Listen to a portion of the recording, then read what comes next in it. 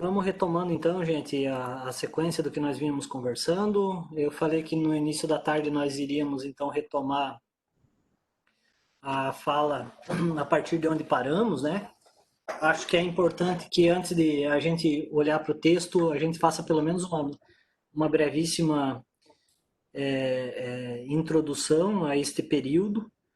Nós agora estamos aí por volta nos, na, nos inícios aí do século XVII e vamos falar um pouquinho agora então da emergência de um movimento no campo das ideias que de longe é talvez um movimento de ideias mais duradouro da modernidade, né? O mais antigo, eu poderia dizer, que é e que se estende até os dias atuais, né? Enquanto conjunto de crenças fundamentais sobre a organização da sociedade, do Estado, da economia, que é propriamente o liberalismo, né? Então talvez o que nós vamos falar aqui soe de alguma forma repetitivo para alguns de vocês, mas eu acho que é importante de qualquer forma nós repassarmos pelo conjunto dessas obras, pelo conjunto deste contexto também, né? Porque eu acho que vai dando os elementos que nós precisamos para ir constituindo essa história social dos direitos humanos. Jael, será que começamos pelo texto ou vamos para o contexto?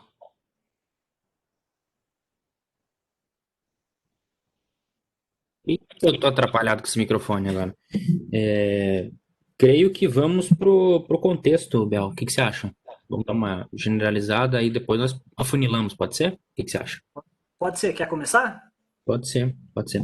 É, no preâmbulo anterior, a gente estava falando sobre a questão da sociedade de ordens, né? Agora vamos dar uma desmanchada nela. Bom, a sociedade de ordens que emerge então da Idade Média é profundamente abalada por volta do século XI, com uma série de movimentos que vão então abrir as perspectivas que até então haviam. Quer dizer, nós temos aí as cruzadas, que vão pegar aquele universo feudal e pequenininho da Idade Média e vão abri-lo no sentido de torná-lo mais amplo economicamente, principalmente. As cruzadas elas começam como um movimento religioso, mas elas aos poucos vão abrindo o mar Mediterrâneo, né, aquele mar entre a Europa e a África, para novas rotas comerciais, novas possibilidades de circulação de pessoas, e aquela Europa medieval, fechada no feudo, passa a ser muito mais ampla, né? Ao mesmo tempo, uma Europa que se pensava muito enquanto centro do mundo, quer dizer, a Europa, praticamente toda a história se pensou enquanto centro do mundo, mas naquela época ela ainda não tinha nem possibilidades de não se pensar assim, por conta do fechamento do regime feudal. Ela começa a ser perpassada por novas ondas de comércio, novas possibilidades, as cidades começam a ressurgir, enquanto espaços nos quais novos grupos sociais começam a empreender, começam a se organizar em termos comerciais. Quer dizer, o feudo, que antes era o espaço fechado, o espaço da ordem, agora dá lugar às cidades. As cidades vão introduzindo novos valores sociais, né? Quer dizer, dizia-se na época, o ambiente da cidade torna o homem livre. Por quê?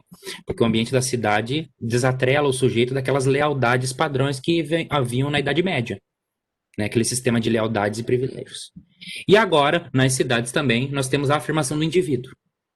Quer dizer, aquele sujeito que, destituído desses laços anteriores, agora ele pode se fazer, ele pode se pensar. E aí nós vamos ter, por exemplo, o surgimento, de uma forma mais precisa, do renascimento cultural. Onde se expressa o renascimento cultural? É um movimento artístico, cultural, de transição, né, entre a Idade Média e a Idade Moderna.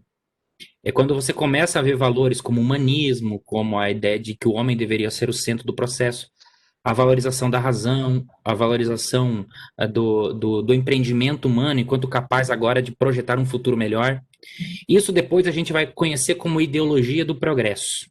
Isso lá no século XVIII e século XIX. Em outras palavras, a ideia de que a humanidade poderia ir até o infinito, né, se usasse a razão. A ideia de que a humanidade ela poderia controlar o mundo natural, se usasse a razão. E aí que está o lance do surgimento dessa perspectiva liberal. A humanidade como um todo. Mas o principal motor desse processo todo é o indivíduo. É o indivíduo.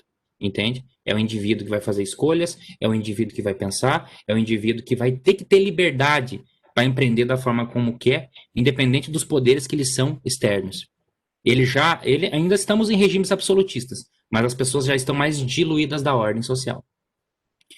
Ah, nós vamos perceber esse tipo de movimento se proliferar pela Europa. E claro, é sempre importante pontuar, né, gente? Tudo isso de forma muito gradual, muito lenta, com mudanças bastante simples. A Europa ainda era majoritariamente rural, ela só foi deixar de ser rural, assim, na sua grande maioria, no início do século XX. A grande maioria da Europa era analfabeta. Contudo, você consegue perceber esses novos movimentos de ideias. Antes da Guerra Civil Inglesa, eu gostaria de trabalhar um momento-chave, né, que é a Reforma Protestante de 1517. Nessa reforma protestante, você vai conseguir perceber, então, a sintetização de toda a diluição desses valores medievais. Quer dizer, a grande explicadora do mundo ocidental, que era a Igreja Católica, agora deixa de ter o monopólio sobre a explicação a respeito do mundo. Quer dizer, agora nós vamos ter novas fontes de questionamento estabelecendo outras referências, inclusive, né, para os sujeitos sociais. E agora também uma nova religião. A Igreja Católica, ela tem a Contra-Reforma, ela reage, ela instaura a Inquisição, ela faz o Concílio de Trento, mas você vai conseguir perceber na Europa agora vários lugares, inclusive príncipes, inclusive reis, se alinhando aos protestantes e proclamando agora uma outra ética social, uma outra forma de viver que era diferente da ética católica, que estava muito mais atrelada à noção das obras, estava muito mais atrelada à noção da passividade em relação ao mundo, e agora nós temos uma mentalidade protestante, que é muito mais empreendedora, muito mais voltada para o exercício do comércio, né? Entre outras coisas, uma das coisas que proporcionou a reforma protestante foi a condenação que a igreja tinha em relação à usura ou lucro, né? E os protestantes, eles vêm e afirmam que não há nada de mais nisso. Inclusive, o lucro era uma forma de iluminação divina, como diz o Antônio Calvino. Então, é uma outra forma de pensar, gente. O protestantismo, ele já dá uma dimensão mais empreendedora, digamos assim, para a forma de comportamento do europeu médio. Outros elementos também, a partir da Reforma Protestante, que são fundamentais para a gente compreender o que viria dali adiante. E eu destaco, em 1555, a Paz de Augsburg, que foi um tratado feito entre os reis católicos e, principalmente na região da Alemanha, aos príncipes alemães, em torno da ideia de que, independente do apoio da Igreja Católica, cada rei deveria ter o seu súdito sob a sua religião. Em outras palavras, há um desatrelamento, né, da predominância da Igreja Católica dentro dos reinos. E agora alguns poderiam ser protestantes, inclusive. Em 1648, nós vamos ter a Paz da Westfália, que é um conjunto de tratados que vão colocar mais a fundo ainda a questão religiosa. Quer dizer, antes, em 1555, foi tratado que o rei poderia definir dentro do seu reino a religião que o povo teria. O problema é que na Alemanha havia muitos principados, que eram unidades menores, que estavam sob domínio desses reis. E esses príncipes queriam ser protestantes, alguns católicos, outros protestantes. E aí houve a Guerra dos 30 Anos, 1616 a 1646 ou 48, 1648, desculpa, errei por 2 anos. Enfim, essa é a tal Guerra dos 30 Anos, que vai se dar, sobretudo ali na região alemã, em torno desses principados. Estima-se que mais ou menos 20% da população alemã do período, do centro da Europa ali, né, que hoje a gente conhece como Alemanha, na época não era Alemanha, era o Sacro Império Romano-Germânico, foi dizimada entre esses conflitos religiosos. E com a Paz da Westfália é reconhecido a autonomia dos principados. Então, as unidades que antes eram maiores de liberdade religiosa, elas se tornam menores. E eu com certeza posso colocar para vocês que a liberdade religiosa é um dos princípios basais da fundação do liberalismo. A luta social em torno da legitimidade e digamos assim, da aceitação em torno das crenças foi um dos passos iniciais, né, para isso que a gente pode chamar depois de liberalismo burguês né, que vai se fundamentando cada vez mais. E não é à toa que a questão da religião era central. Nós tínhamos a principal instituição do medievo, que era a Igreja Católica, a que detinha o monopólio sobre a explicação a respeito da realidade, que centralizava em torno dela a leitura da Bíblia, que era a principal fonte de referência a respeito da história humana, sendo questionada a partir desse momento.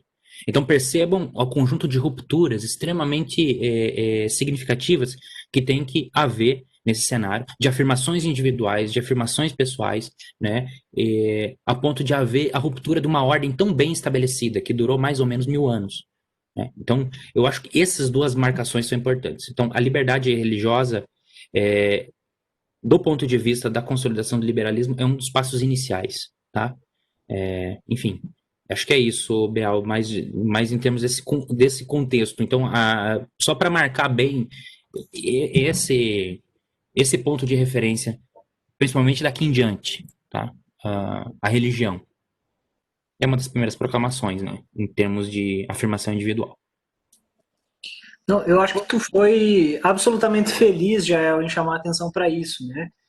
Porque nós vamos falar na sequência aí de uma primeira geração de direitos, e que são os direitos, propriamente os direitos civis, né? Para quem lê o texto ali e também já tem algum contato com a obra do Marshall, do Thomas Marshall, vai poder observar que ele categoriza os direitos em torno de 3 gerações, né? Em primeiro momento, os direitos civis, aos quais corresponde no contexto europeu ao século XVII, né?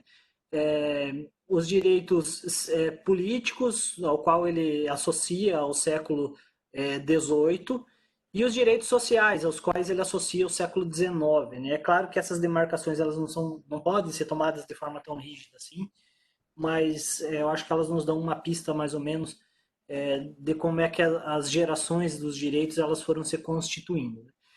Então, neste primeiro momento, que é o momento dos direitos civis, isso é absolutamente interessante de notarmos, né? O primeiro direito civil que começa a se afirmar não é nem o direito que depois não é o direito à vida e o direito à propriedade, que são outros dois direitos inscritos no cânone liberal, né? Mas é o direito à liberdade, e neste caso a liberdade com um recorte muito bem específico, né, que é a liberdade religiosa. Nós podemos dizer que a partir da liberdade religiosa, a própria noção de liberdade civil e política ela foi sendo alargada ao longo da história subsequente. Né? Acho que nesse ponto assim, nós precisamos chamar a atenção para isso. Né? A primeira grande contenda de direitos civis foi uma contenda pelos direitos religiosos. Eu acho, sem querer te interromper, Vai lá. eu gostaria só de acrescentar a palavra direito ou atribuição pela autoconsciência, né? Quer dizer, trata-se de uma determinação em torno da consciência, a minha consciência religiosa. Quer dizer, aí vai depois, a gente vai entrar nisso, depois na própria definição de propriedade do Locke, que tem a ver não com bens ou com espaços físicos, mas a propriedade do eu, do íntimo, entende? Que é a expressão máxima do domínio, né? A respeito do meu íntimo, daquilo que é privado, daquilo que me pertence e daquilo que não pode ser dominado por outro, porque diz respeito àquilo que eu penso. É só para fazer um adendo, né? Não, perfeito. E que por si só é um desdobramento já das grandes contendas intelectuais oriundas da reforma e da contra-reforma, né? Mais precisamente do movimento de reforma. Então, acho que é importante a gente sinalizar isso, porque a este movimento, a esta querela em torno da liberdade de consciência, vamos chamar assim, né? E da liberdade mais específica, que é a liberdade religiosa, vamos tratar dessa forma, nós vamos ver num curtíssimo espaço de tempo serem agregadas outras dimensões do conceito de liberdade.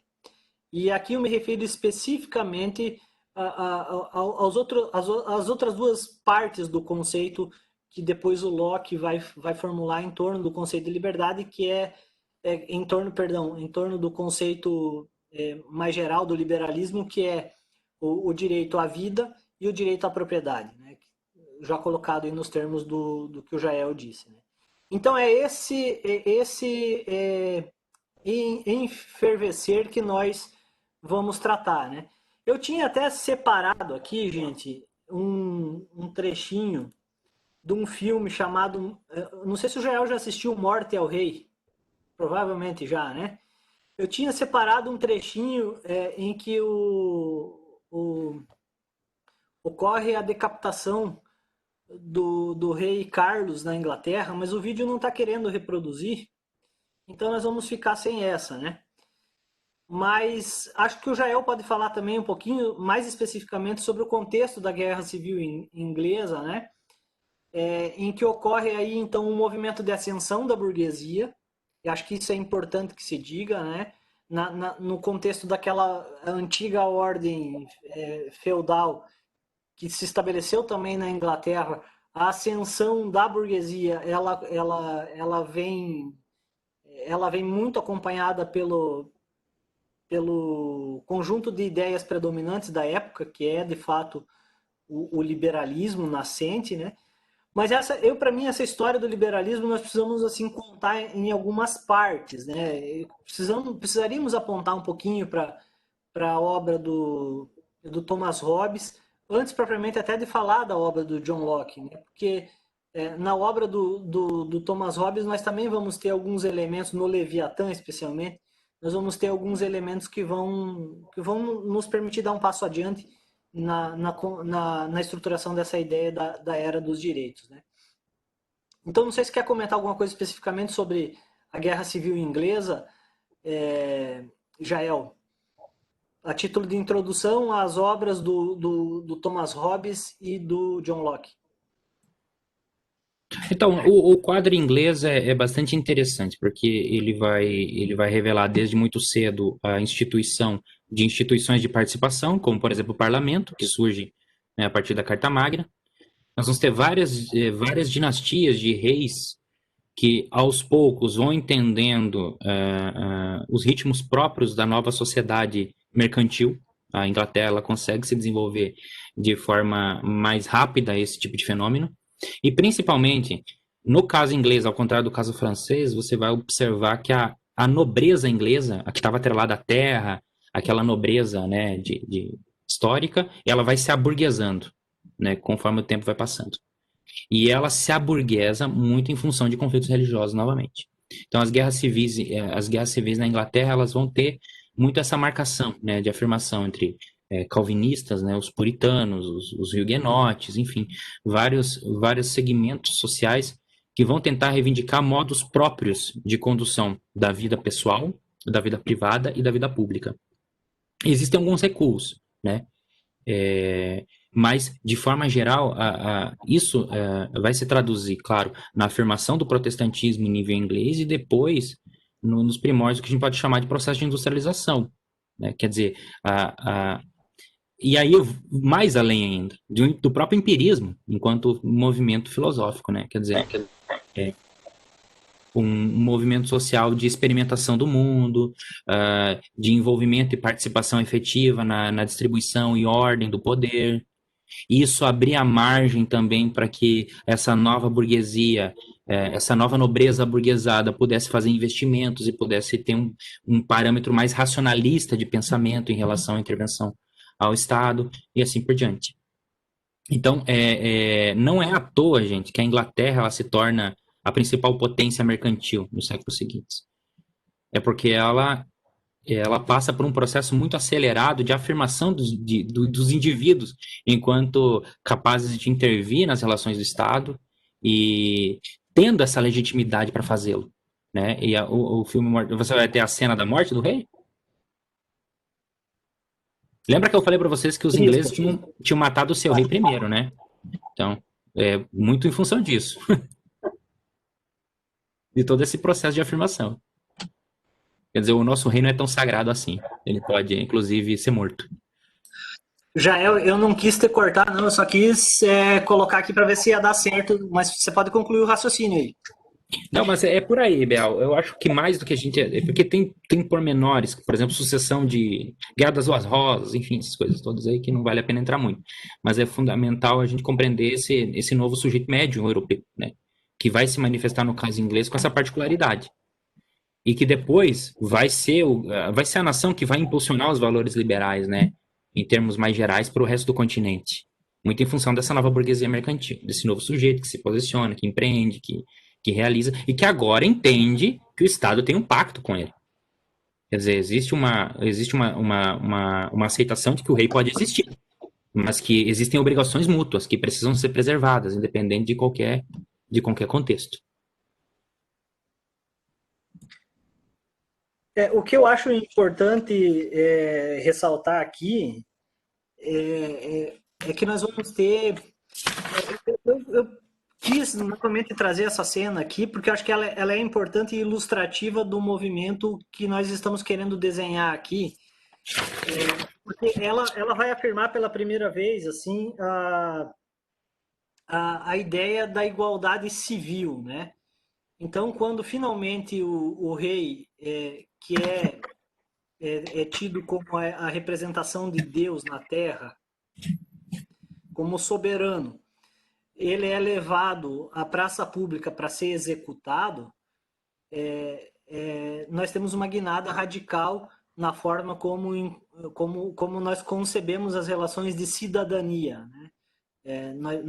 Nós podemos dizer que esse fato ele marca a passagem da ideia das relações de súdito para as relações de cidadão. Né? Inclusive, esse momento histórico foi o único em que a Inglaterra deixou de ser uma monarquia e passou a ser uma república, né? E passou a ser administrada pelo Oliver Cromwell como Lorde Protetor da Inglaterra, se eu não me engano era esse o título que ele tinha, né? Mas um fenômeno que durou pouco, porque depois houve um momento de restauração dessa mesma monarquia e aí nós voltamos de certa forma, a reinstituir algumas relações de súdito-senhor, né? De súdito-monarca. Mas a história da Inglaterra, especificamente nesse caso, nunca mais foi a mesma. Então, eu gostaria. Exatamente. Os ingleses nunca mais deixaram de ter constituição, entende? Então, tornou-se uma monarquia constitucional dali para diante. Então, o rei não está acima da Constituição, quer dizer, né? Acho que vale a pena a gente gastar uns minutinhos aqui para assistir essa cena, né? Pode ser? Vocês ouvem?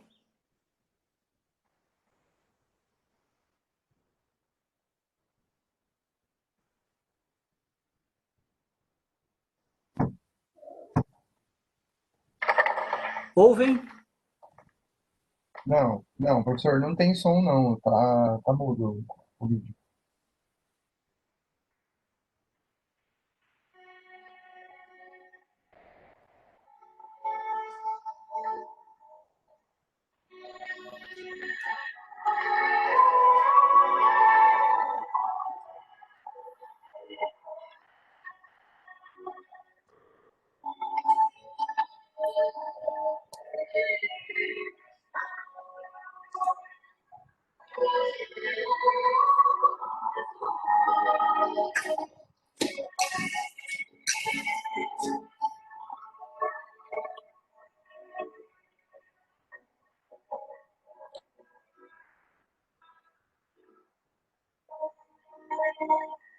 Tenho uma boa causa e um amável Deus.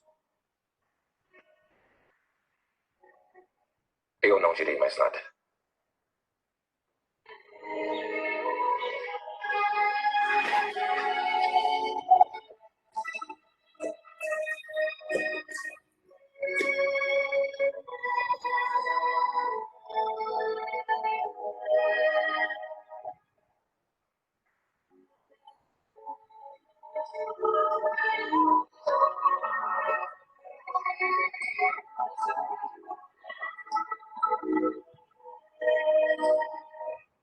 Passo de uma coroa corruptível para uma incorruptível. com a qual não serei perturbado mais. Lembre-se.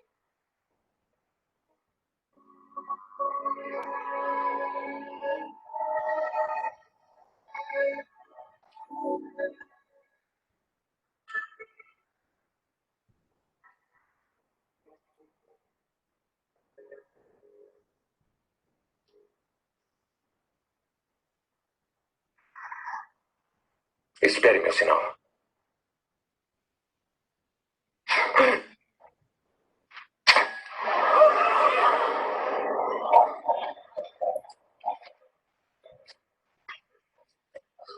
Vermelho! O sangue é vermelho, como o nosso. Ele era Deus na Terra! Ele era seu prisioneiro, seu inimigo. Um homem que matou seus irmãos em troca de ouro, esqueceram? Com isso não são mais súditos.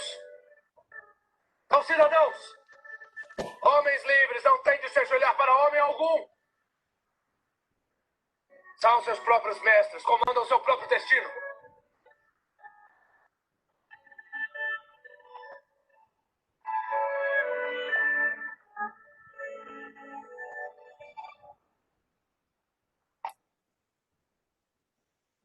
Só para concluir, aí o Jael, que é historiador, pode nos dizer se isso é verdade ou não é, mas o filme termina de uma forma que vale a pena também passar a última cena do filme. Segundo esta cena, quando Oliver Cromwell morre e trabalha para passar o poder para o seu filho, né, o título de Lorde Protetor da Inglaterra ao seu filho, há um movimento então de restauração da monarquia inglesa. E aí reza a lenda e conta o filme, e o Jael pode confirmar, eu não sou especialista na história inglesa, né, de que quando a monarquia foi restaurada, o cadáver do Oliver Cromwell, que foi quem ordenou o assassinato do rei, a morte do rei, foi desenterrado e foi pendurado na porta do palácio, né? E o filme retrata essa cena no final, quer ver?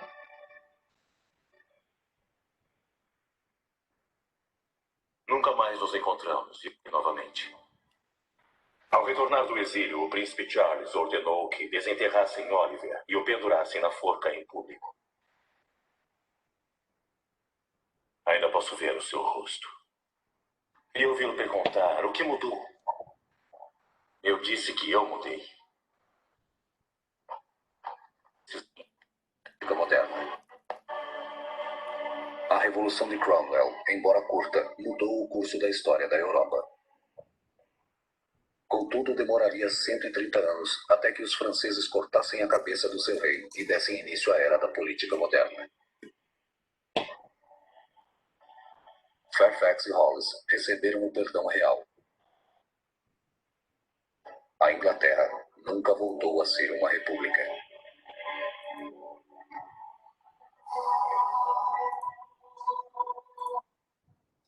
Acho que o filme vale a pena ser assistido, é uma boa referência para...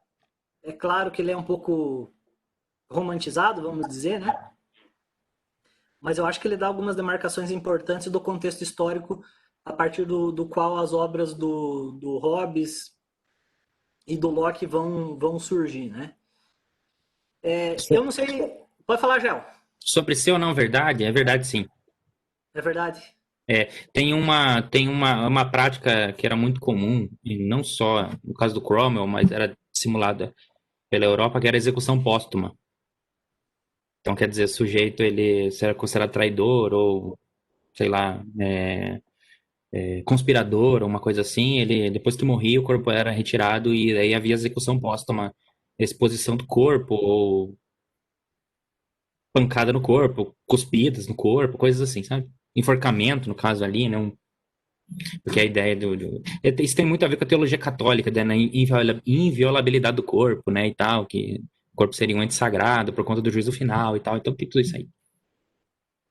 Outro detalhe que eu não sei se é verdadeiro ou não, mas de qualquer forma ilustra bem o que a gente gostaria de de trabalhar aqui, é que quando o rei é decapitado, Cromwell passa a mão no sangue dele e mostra para as pessoas, né, dizendo o seguinte: olha, é vermelho como o nosso, né?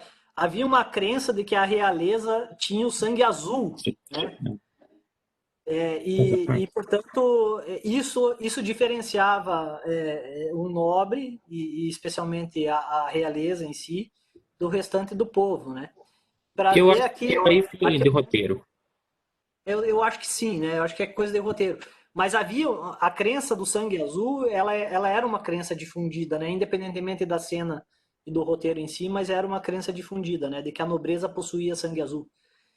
Então, eu acho que é um marco simbólico para dizer o seguinte: olha, agora todos somos iguais. Eu acho que ainda que perante a lei apenas, né? Que é uma das crenças fundamentais do liberalismo político, né? A igualdade civil. Então é um pouco neste contexto que vamos trabalhar a partir de agora. Lembrando o seguinte, gente, que olha, a crença da igualdade civil e da igualdade política que vamos construir a partir do trabalho com o liberalismo político logo adiante também, são crenças que perduram e que sustentam os sistemas democráticos até hoje, correto? Nós não podemos falar da democracia moderna sem pressupor dessas duas definições de igualdade, né? No que tange. É claro, depois o Marx vai fazer toda a crítica da igualdade ou da desigualdade social, mas quando falamos e quando defendemos a democracia moderna, fundamentalmente nós estamos olhando para um conjunto de ideias que vem deste contexto aí. Eu acho que isso é importante demarcar, porque o liberalismo toma muito pau da parte, muitas vezes, de pessoas que nem sabem que são liberais. Eu acho que isso é importante também. E há muitas pessoas que depois que estudam um pouquinho o liberalismo se descobrem liberais, né? Acho que isso também é igualmente importante de ser dito. Mas se somos ou não somos liberais é uma pergunta que eu prefiro que a gente responda depois de passar pelas críticas ao liberalismo. E faremos isso ainda nessa disciplina, tá?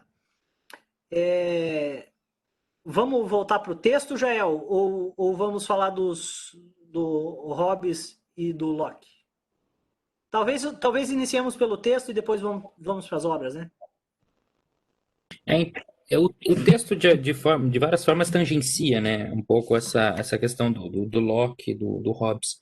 Se vocês pegarem na página 125, por exemplo, vocês vão ver que é ali que ele dá a introdução aos fundamentos do que a gente vai chamar de direitos da liberdade, né? Os direitos civis, como o Bial bem coloca. Estão fundamentados justamente nessas abstrações iniciais a respeito das liberdades elementares do sujeito, né? Aquilo que ele seria dele, aquilo que seria indivisível a ele mesmo, né? Novamente, volta à liberdade de crença, primeiro de tudo, e depois isso formalizado nos princípios ditos justnaturalistas, né? Bom, eu gostaria que alguém lesse esse trecho na página 125, a partir do termo portanto. Se alguém tiver o texto na mão aí.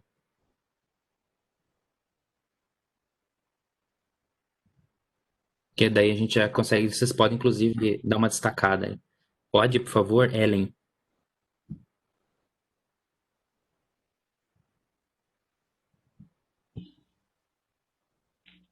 Estão me ouvindo? Ok. Portanto, o processo que levou à constituição da noção do indivíduo pessoa humana como valor-fonte de ordenamento da vida social se apresentou formalmente a partir do justnaturalismo moderno, com a elaboração da noção de direitos inatos como verdade evidente, medida da comunidade política, mas dela mantendo-se independente. Tal processo marca a passagem para uma nova era, o projeto civilizatório da modernidade, que tem como principais elementos fundantes os conceitos de universalidade, individualidade e autonomia. É, portanto, desta matriz civilizatória que se constituiu a referência a valor dos direitos fundamentais do ser humano. A passagem das prerrogativas estamentais para os direitos do homem encontra na reforma que assinala a presença do indivíduo no campo da salvação, um momento importante de ruptura com a concepção hierárquica da vida no plano religioso, pois a reforma trouxe a preocupação com o sucesso no mundo como sinal da salvação individual. Perfeito, obrigado. Não, tá bom, obrigado. Então, eu gostaria de destacar alguns pontos relacionados àquilo que ele traz em relação à noção de indivíduo. Indivíduo enquanto valor-fonte, indivíduo enquanto dotado de direitos inatos, e indivíduo enquanto valorizado mediante o exercício da razão. O que ele quer dizer com valor-fonte? Ao contrário da sociedade de ordens que tinham na ordem o princípio e o fim da sociedade, nós temos uma nova estruturação social que vai colocar o indivíduo como princípio e fim da sociedade. Princípio e fim. Tá? Ele é valor, ele é fonte. Ele é de onde nós devemos partir e de onde nós devemos chegar. Eu estou falando do liberalismo, claro. Depois, como o Bial falou, vai ter as críticas ao próprio liberalismo. E, mais do que isso, esse indivíduo, para ser princípio e fim desse modelo social, deve ser reconhecido que ele tem direitos inatos. E esses direitos inatos advêm principalmente da sua capacidade de raciocinar, capacidade de usar a razão. E que direitos inatos seriam esses? São basicamente 3. A vida, a liberdade e a propriedade. Tá? E aí, claro, eu pontuo mais uma vez, entendendo a propriedade não enquanto algo físico, não enquanto algo colocado no espaço, mas enquanto algo dotado e relacionado a si próprio. Você é dono de si mesmo. Entre outras coisas, gente, é desses primeiros elementos que vão partir as críticas à escravidão. É desses primeiros elementos que vão partir as críticas ao que mais tarde vão ser aquela objeção à sociedade de que a concepção de que alguns nasciam nobres e outros nasciam plebeus. Né? Porque a sociedade de ordens que veio da Idade Média e que fundou as monarquias nacionais, um dos monarcas, esse que foi cortado a cabeça ali no caso inglês, esse ordenamento social dividia a sociedade em estamentos. Você nasce nobre ou nasce plebeu. Você não pode deixar de ser durante a vida. Você sempre será assim. Se nobre nobre será. Se plebeu plebeu será, e assim por diante. Então, daí tinha o primeiro, o segundo e o terceiro estado. Enfim, a partir dessa... a mesma coisa, senhores e escravos, tal como na antiguidade, se justificavam muito em função dessas diferenças inatas, né? Dessas diferenças que seriam naturais. Agora não, existe a afirmação de um direito que é inato, de uma dignidade que nos é inata. E essa dignidade adviria justamente da nossa possibilidade de raciocinar. Tá? Novamente, posiciono os valores de crença enquanto elementos fundantes disso. E depois, mais tarde, o que a gente pode chamar mais formalmente de laicização. Quer dizer, a sociedade sendo laica e podendo determinar dentro dessa estrutura social aquilo que eu creio e aquilo que eu não creio, aquilo que eu aceito e aquilo que eu não aceito. E um outro elemento que eu acho que é fundamental para a gente demarcar bem essa discussão é a noção entre público e privado. Tá? Aquilo que pertence ao que é público, ou seja, da alçada do rei, da alçada, né, do governo, da alçada do Estado, e aquilo que é privado, aquilo que nos pertence, e quais são os limites disso. Quer dizer, o direito de crença é um primeiro elemento disso, quer dizer, ele é privado, é meu, está no meu íntimo, entende? Por isso que perturba, por exemplo, gente que acha que o Estado deve ser gerenciado por princípios religiosos. Gente, eu estou aqui um cara que estuda a Igreja Católica há 12, 13 anos, mais ou menos. Tem, enfim, e você percebe o quanto que numa sociedade moderna de convívio, a laicidade é importante. A laicidade enquanto um elemento de progresso, né, um elemento de construção social mais efetivo. E a laicidade, ela se dá em função dessa dimensão de público e privado. né? Em outras palavras, o Estado não deve intervir naquilo que você acredita no seu íntimo. A cidadania, em grande parte, deriva justamente desse processo, que é as perspectivas de, como eu posso dizer, de estabelecimento de fronteiras entre o súdito e o cidadão. E aí a questão da igualdade. Por isso que eu falei a questão do roteiro ali também tem algo a ver. A noção da relação do súdito com o seu rei e do cidadão com o seu representante, né? Ou a pessoa que o governa. A palavra. E aí vem toda a questão da referência também. A palavra queixar-se, por exemplo. Não sei se vocês sabem a origem dessa palavra. Queixar-se era aquilo que você fazia em relação ao rei. Quando você ia até o rei, você vai até ele e você baixa o queixo. Então você pede a ele, você solicita a ele que pela sua benevolência, pela sua sabedoria, pela sua iluminação, na medida em que ele é um ser, né, talhado para nos governar, ele nos atenta. Essa é a relação do súdito com o seu governante, ele se queixa. A relação do cidadão com o seu líder é o reclame. Quando você se relaciona com o seu governante, você está reclamando. E reclamar é colocar-se olho no olho, na mesma altura. Ele ocupa uma posição, né, de privilégio, uma posição hierárquica num determinado momento, mas ela não é eterna e ela não deve passar por cima da sua prerrogativa de reclamar. Em outras palavras, em algum momento, em algum patamar, vocês são iguais. Entende? Eu acho que a cena do filme, embora eu acho que sim um negócio de roteiro, muito em função da poética do ser igual, diz muito sobre isso, né? Quer dizer, aqui, no que há de mais elementar, que é o sangue que circula nas nossas veias, nós somos iguais. Nós somos iguais. Nós temos os mesmos direitos, inclusive. Claro que a sociedade de ordens, a divisão entre plebeus e nobres, ela vai durar um bom tempo ainda na Europa. Mas você consegue perceber, por exemplo, ali no caso inglês, uma certa limitação em relação a isso. E depois com a Bill of Rights, depois tem a execução desse rei, a sucessão dele, e aí eu acho que é um neto dele, que depois, deixa eu ver, Carlos II, Jaime II, depois, neto dele, que vai casar com uma católica e vai instaurar a Bill of Rights, que é as cartas dos direitos na Inglaterra, que vai marcar, a partir daí, historicamente, uma monarquia constitucional, né? Quer dizer, agora nem o rei está acima da Constituição. Nem o rei está acima da cidadania. E se ele tentar estar acima da cidadania, a cabeça dele pode ser que não fique acima dos seus ombros. Uma boa ameaça, né? Uma boa ameaça. Acho que um pouco é isso, Bial. Cadê o Bial? Tô aqui, só tava atualizando uma informação aqui na nossa linha do tempo. Uhum. Agora, eu acho que nós precisamos falar um pouquinho sobre o que significou a filosofia contratualista, né?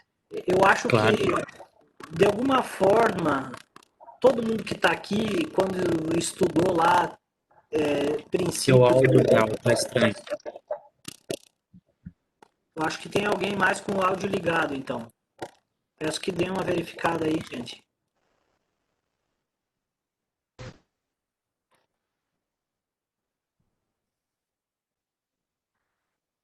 Vamos lá, vou repassar os áudios aqui, antes de retomar o raciocínio. Então é o seguinte, acho que nós precisamos falar um pouquinho sobre o conjunto de ideias que ficou conhecido como contratualismo. Talvez nem todos tenham passado, né, estudando aí princípios de filosofia ou mesmo de ciência política. O pessoal do direito certamente lidou com isso, o pessoal do serviço social certamente lidou com isso. Eu tenho algumas dúvidas se os demais lidaram, né? Mas o pessoal também das ciências humanas aí, creio que tenha passado pelo pensamento político contratualista. Bial, o seu áudio tá ruim. Tá com alguma interferência, alguma coisa aí. Mas aqui para mim o áudio de vocês tá perfeito, gente. Eu não sei se... Deixa eu dar uma revisada aqui. Bom, dá pra te entender. Pra mim, pelo menos, né? Não sei. Mas fica um chiado bem, bem esquisito e atrapalha. Só um instante então, eu vou tentar trocar o meu microfone aqui.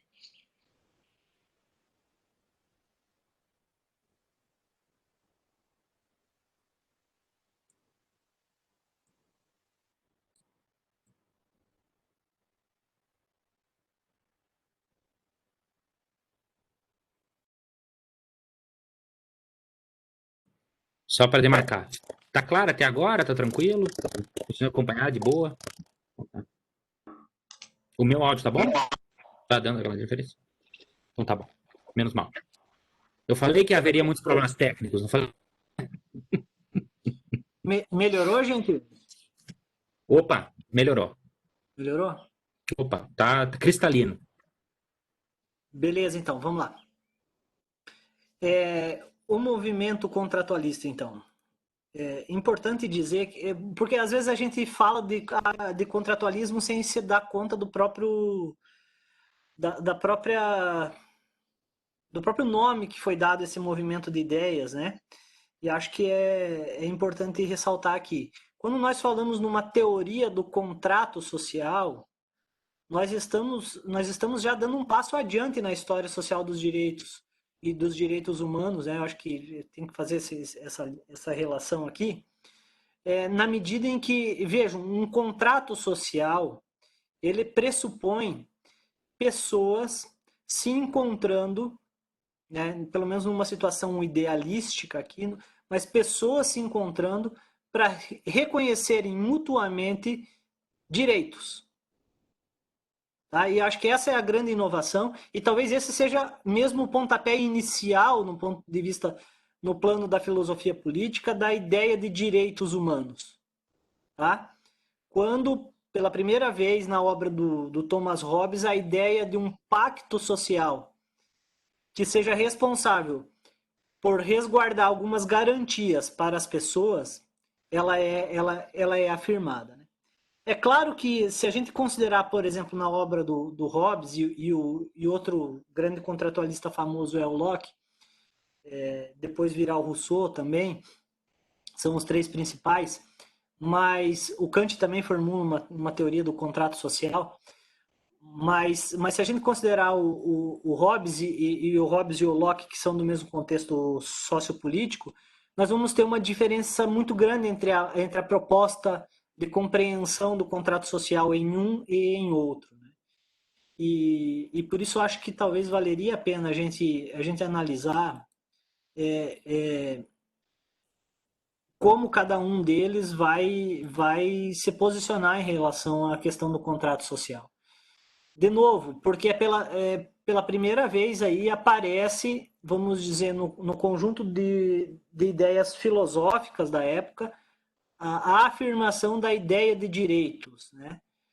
E nós vamos ver que logo ali adiante, essa ideia não está muito bem posta no Leviatã, mas vai estar no segundo tratado sobre o governo civil, da circunscrição desses direitos, em torno das ideias de vida, liberdade e propriedade, que é algo que depois vamos tratar um pouquinho melhor, né? Então vejam, no caso do Leviatã, o Leviatã é escrito pelo Hobbes durante a Guerra Civil Inglesa que nós abordamos ali, né? E o Hobbes vai escrever este livro justamente como uma resposta ao momento de caos pelo qual atravessa a sociedade inglesa do período. Né? Lembrem que nós estamos no meio de uma guerra civil. Então, a noção de ser humano, a noção de pessoa que o Hobbes tem, não poderia ser outra a não ser a noção do homem como lobo do próprio homem. Né? Porque, veja, nós estamos justamente num período de guerra. Então, esse é um elemento importante que vai fundamentar a teoria. O ser humano não é bom por natureza, como dirá o Rousseau depois. Né? O problema do ser humano não é que a sociedade corrompe o que é bom por natureza. O ser humano, ele é, antes de tudo, lobo do seu próprio semelhante, na perspectiva do Hobbes. Então, sempre seguindo o raciocínio dele, jamais, em hipótese nenhuma, confie no seu semelhante sem que haja um pacto de renúncia entre vocês que delegue a outra pessoa o poder de arbitrar um eventual conflito. Certo? Não há sociedade que seja possível sem que nós, digamos que nós aqui fôssemos da turma uma sociedade à parte, né? Não haveria convivência possível sem que nós renunciássemos ao conjunto de liberdades e de direitos que nós teríamos por natureza, né? E dos nossos instintos, inclusive de selvageria. Não haveria sociedade se em algum momento nós não sentássemos e não recusássemos e não abríssemos mão desses direitos naturais, né? Desse instinto de animalidade em favor de um ordenamento político. Isso, se por um lado nos retira nos retira algumas faculdades, algumas liberdades, né? Por outro lado, nos garante uma série de direitos. Me garante, por exemplo, que ninguém vai me matar. Ou pelo menos de que ninguém vai passar impune se eu fazê-lo sem uma boa razão. Nos garante, por exemplo, que todo e qualquer conflito não vai ser arbitrado pelo mais forte, mas vai ser arbitrado por uma autoridade independente e, até certo ponto, na ótica idealista do Hobbes, uma autoridade justa. Então, é nesse contexto que o Leviatã vai surgir. E é a primeira obra do contratualismo que aparece, né, para defender justamente essa ideia de que, para preservar um conjunto de direitos fundamentais, nós precisamos abrir mão de algumas liberdades em favor de um soberano.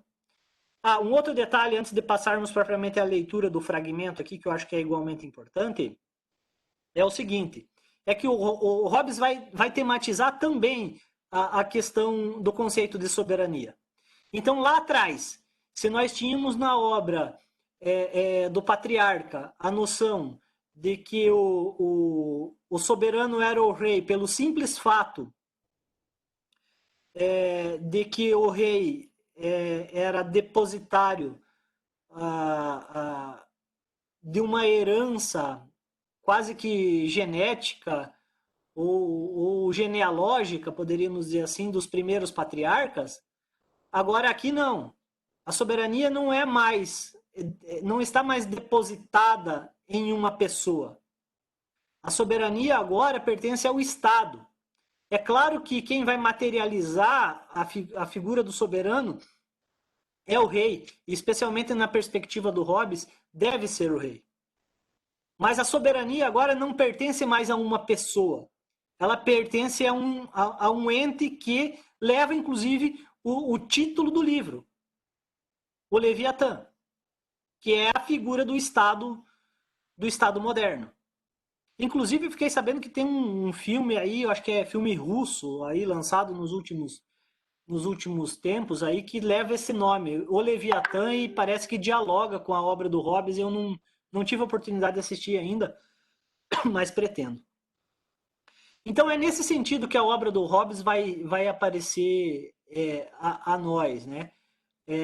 Como a necessidade de que nós formalizemos um contrato entre nós para que, abrindo mão de algumas liberdades das quais gozaríamos em estado de natureza, a gente assine um contrato em favor da preservação de um conjunto de direitos e de garantias.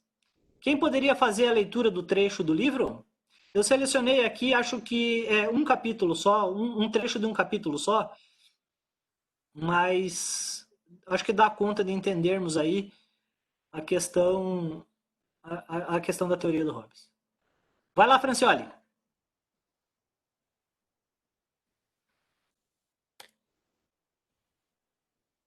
Obrigado por aumentar a letra. Da condição natural da humanidade relativamente à sua felicidade e miséria. Se dois homens desejam a mesma coisa, ao mesmo tempo que é impossível ela ser gozada por ambos, eles tornam-se inimigos. E no caminho para seu fim, que é principalmente sua própria conservação, e às vezes apenas seu deleite, esforçam-se por se destruir ou subjugar um ao outro. E, contra essa desconfiança de uns em relação aos outros, nenhuma maneira de se garantir é tão razoável como a antecipação, isto é, pela força ou pela astúcia, subjugar as pessoas de todos os homens que puder, durante o tempo necessário para chegar ao momento em que não veja qualquer outro poder suficientemente grande para ameaçá-lo. De modo que na natureza do homem encontramos três causas principais de discórdia. Primeiro, a competição, segundo, a desconfiança e terceiro, a glória. A primeira leva os homens a atacar os outros tendo em vista o lucro. A segunda, a segurança, e a terceira, a reputação. Com isto, se torna manifesto que, durante o tempo em que os homens vivem sem um poder comum capaz de os manter a todos em respeito, eles se encontram naquela condição a que se chama guerra, e uma guerra que é de todos os homens contra todos os homens. Homo homini lupus. Numa tal situação, não há lugar para a indústria, pois seu fruto é incerto. Consequentemente, não há cultivo da terra, nem navegação, nem uso das mercadorias que podem ser importadas pelo mar. Não há construções confortáveis, nem instrumentos para mover e remover as coisas que precisam de grande força. Não há conhecimento da face da terra, nem cômputo do tempo, nem artes, nem letras. Não há sociedade. E o que é pior do que tudo, um constante temor e perigo de morte violenta. E a vida do homem é solitária, pobre, sórdida, embrutecida e curta. Desta guerra de todos os homens contra todos os homens, também isto é consequência, que nada pode ser injusto. As noções de bem e de mal, de justiça e injustiça, não podem aí ter lugar. Onde não há poder comum, não há lei, e onde não há lei, não há justiça. Na guerra, a força e a fraude são duas virtudes cardeais. Capítulo 17. Das causas, geração e definição de um Estado. O fim último, causa final e desígnio dos homens, ao introduzir aquela restrição sobre si mesmo, sob a qual os vemos viver nos estados, é o cuidado com a sua própria conservação e com uma vida mais satisfeita. Quer dizer, o desejo de sair daquela mísera condição de guerra, porque as leis de natureza por si mesmas, na ausência do temor de algum poder capaz de levá-las a ser respeitadas, são contrárias a nossas paixões naturais, as quais nos fazem tender para a parcialidade, o orgulho, a vingança e coisas semelhantes. A única maneira de instituir um tal poder comum, capaz de defendê-los das invasões de estrangeiros e das injúrias uns aos outros, garantindo-lhes assim uma segurança suficiente para que, mediante seu próprio labor e graças aos frutos da terra, possam alimentar-se e viver satisfeitos, é conferir toda a sua força e poder a um homem, ou a uma assembleia de homens, que possa reduzir suas diversas vontades, por pluralidade de votos, a uma só vontade. O que equivale a dizer, designar um homem ou uma assembleia de homens como representante de suas pessoas, considerando-se e reconhecendo-se cada um como autor de todos os atos que aquele que representa sua pessoa praticar ou levar a praticar, em tudo o que disser respeito à paz e segurança comuns.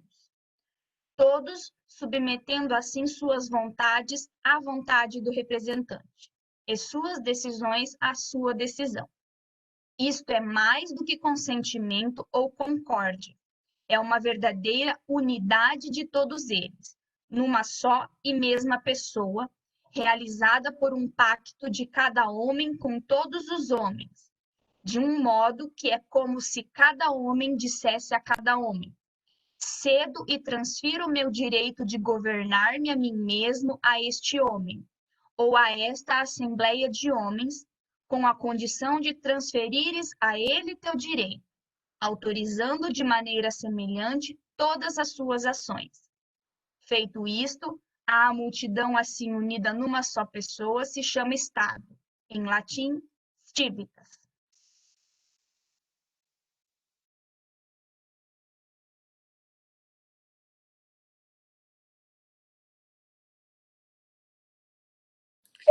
Eu acho que eu não tenho aqui, gente, mas a própria capa do Leviatã, do livro, né? Ela ela expressa, deixa eu ver se eu consigo inclusive encontrar aqui, né? Ela expressa muito bem essa passagem do livro. Jael, quer fazer um breve comentário aí enquanto eu encontro a capa do Leviatã? Claro, pode ser. Não, é só alguns pontos mais gerais, assim, no seguinte sentido, e até como finalidade de anotação. Eu acho que o contratualismo hobbesiano, ele civiliza, né? Ele tem uma proposta civilizadora dentro de um contingente, digamos assim, um momento de atribulação social. Ela é o que mais tarde, um sociólogo alemão chamado Max Weber, depois olhando para o passado, vai tentar definir como um monopólio legítimo da força, né? Quer dizer, ao Estado, a esse ser externo aos sujeitos sociais, que intermediaria e que, portanto, civilizaria as disputas sociais, caberia o monopólio legítimo da força. Quer dizer, só o Estado pode bater. Só esse ente racional e esse terceiro elemento que está fora das paixões, das disputas entre as pessoas. Quer dizer, vocês já vão vendo aí uma certa concepção bastante romântica, né? A respeito da noção de justiça. Quer dizer, esse terceiro é justo porque ele está afastado, então ele é neutro, ele é distante, ele não está envolvido com as disputas sociais e que, portanto, ele pode ter decisões puras. É mais ou menos como muita gente pensa o judiciário hoje em dia. Quer dizer, ele é afastado das disputas políticas, ele é puro, ele é legal e tal, então ele pode tomar decisões porque ele não tem interesses. Ou o que os cidadãos pensavam do exército em 1964, né? Que ele estaria fora das disputas, ele seria neutro, ele seria permanentemente atrelado aos objetivos da nação e que, portanto, ele poderia arbitrar. Isso é uma visão, obviamente, romântica, né? Porque nunca há agentes sociais destituídos de interesses sociais. As disputas sociais elas estão colocadas em maior ou menor grau. Contudo, para aquele momento, para a perspectiva e para aquilo que o Hobbes poderia oferecer, trata-se de uma perspectiva bastante revolucionária, né? Pensar o Estado, pensar esse novo agente social enquanto alguém capaz de racionalizar o processo de disputa social aproximou muito a sociedade ocidental dos seus princípios liberais que um pouquinho depois vieram, entende? E, sobretudo, esse princípio do monopólio legítimo da força. Quer dizer, vocês imaginem, gente, se a gente resolvesse no tapa todas as contendas que nós tivéssemos. Vocês imaginem se a gente resolvesse por si mesmos e movidos por nossas paixões todas aquelas querelas que a gente tem no dia a dia, né? Que a gente não apelasse para o Estado, que a gente não apelasse para uma força exterior, né? E, claro, com todos os poréns disso. Mas é o Hobbes que vai dar, então, a partir dessa fundamentação do contrato, esse grau de civilidade, esse passo a mais na concepção política e na estruturação do Estado dito moderno, né? Não é à toa, o Hobbes é considerado um dos pais, né, do Estado moderno como o conhecemos. Vai tematizar a capa aí? Isso, eu acho que eu não sei se a imagem ela consegue ser adequadamente visualizada aí por vocês, mas a capa expressa muito bem a passagem que nós acabamos de ler, né? Eu não sei se vocês notam, mas o corpo do Estado aqui, ele é feito por homens e mulheres, tá? É claro, aqui mais quase que exclusivamente os homens ainda e não as mulheres. Mas essa é a capa original do Leviatã, publicado lá no século XVII, tá? Então vejam, na própria capa, né, expressa a ideia do Hobbes, né, de que o Estado é em si a junção da seção de homens e mulheres cedendo sua liberdade, a liberdade que teriam no estado da natureza, a um soberano, que é o Estado. E quem corporifica a ideia do Estado soberano é, obviamente, o rei. Mas o ponto que eu queria chamar a atenção aqui é este, né? O soberano não é mais o rei por motivos de descendência ou de genealogia. O soberano agora é o Estado, né, que precisa delegar poderes a alguém. E este alguém é o rei. Né? Então, vejam, e depois eu vou franquear a palavra aí para a gente fazer alguns comentários, mas eu gostaria de que nós passássemos para Abel, Oi. um detalhe, olha as mãos do rei na ilustração, né? Uma rei ao cetro e na outra a espada. Esse detalhe também é bastante importante. Sim, perfeito. O Perfeito, né? cetro e a espada, né? Quer dizer, a violência, de um lado, que tem que ser exercida em determinados contextos, e a administração. Quer dizer, aí você vai ter a essência da intermediação dos conflitos, né? E, claro, novamente, a expressão da corporificação no rei, né? Sem querer interromper. Não, exato, né? E que guarda relação justamente com o que você vinha dizendo sobre o monopólio legítimo da violência, né? Uhum. É importante, né? Então, assim, ó, eu gostaria de que a gente conversasse um pouquinho sobre o Hobbes, perdão, sobre o John Locke, para fechar o bloco. E aí, fechando o bloco, a gente pode abrir, então, para as considerações. Eu imagino que tem gente aí querendo fazer uso da palavra para fazer comentários, né? Mas, assim, ó, então, qual é a diferença do Hobbes para o Locke? A diferença básica é que o Hobbes formula uma teoria do contrato social que tem centralidade ou que visa dar uma resposta para a monarquia. Tá? O Hobbes é, antes de tudo, um crente na monarquia inglesa. Então, ele elabora uma teoria para dizer o seguinte, olha, ou a gente resolve esse conflito entendendo que a figura do rei é importante, de que é importante que haja um rei para que a gente não se mate uns aos outros, ou então vai ser o caos. Né? A diferença dele para o Locke é que o Locke vai construir uma teoria do contrato social que não pretende responder ao rei, mas que pretende dar uma resposta para a Guerra Civil Inglesa, uma resposta para a sociedade civil. Tá? Então essa é a diferença básica, né? E é com o Hobbes e é com o Locke que propriamente nós temos a fundação do liberalismo político. Tá? Essa é uma questão bastante relevante, né? Então o Locke escreve dois tratados, né? O primeiro e o segundo tratados sobre o governo civil. O que é mais conhecido é o segundo, né? Mas no primeiro tratado sobre o governo civil, ele vai fazer um diálogo justamente com o Robert Filmer, que a gente falou ainda hoje pela manhã, né? E no segundo, propriamente, ele vai apresentar a sua teoria do contrato social. Então, eu acho que nós podemos passar a uma leitura também desse trecho, eu acho que é importante aqui, passar pelo Locke, para a gente entender a nuance que ele vai estabelecer entre a teoria do contrato social que ele está propondo e a teoria do contrato social conforme o Hobbes propôs. Então, peço se alguém pode fazer a leitura.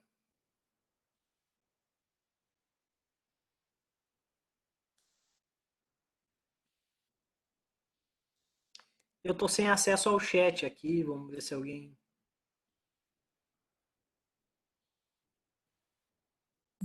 Alguém escreveu sim, a Juliana. Juliana, É para então. leitura? É para leitura, Juliana? Sim. Vai lá, então. Para compreender corretamente o poder político e traçar o curso de sua primeira instituição, é preciso que examinemos a condição natural dos homens, ou seja, um estado em que eles sejam absolutamente livres para decidir suas ações, dispor de seus bens e de suas pessoas como bem entenderem, dentro dos limites do direito natural, sem pedir autorização de nenhum outro homem, nem depender de sua vontade.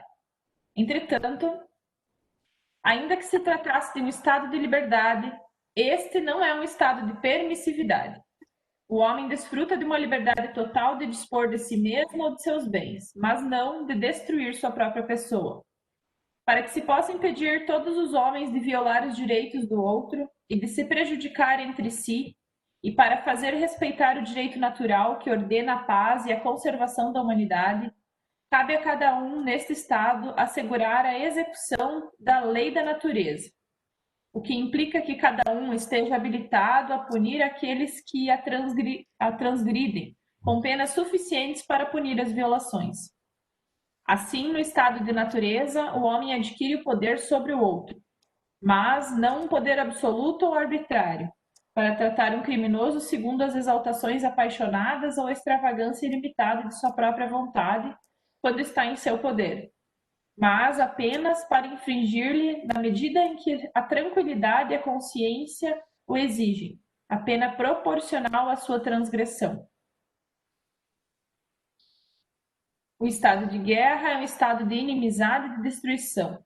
Aquele que tenta colocar outro homem sob seu poder absoluto entra em um estado de guerra com ele. Aquele que no estado de natureza retira-se a liberdade que pertence a qualquer um naquele estado, necessariamente se supõe que tem intenção de retirar tudo mais, pois a liberdade é a base de todo o resto. Quando a força deixa de existir, cessa o estado de guerra entre aqueles que vivem em sociedade, e ambos os lados são igualmente submetidos à justa determinação da lei. Evitar esse estado de guerra é uma das razões principais por que os homens abandonaram o estado de natureza e se reuniram em sociedade. A liberdade natural do homem deve estar livre de qualquer poder superior na terra e não depender da vontade ou da autoridade legislativa do homem, desconhecendo outra regra além da lei da natureza.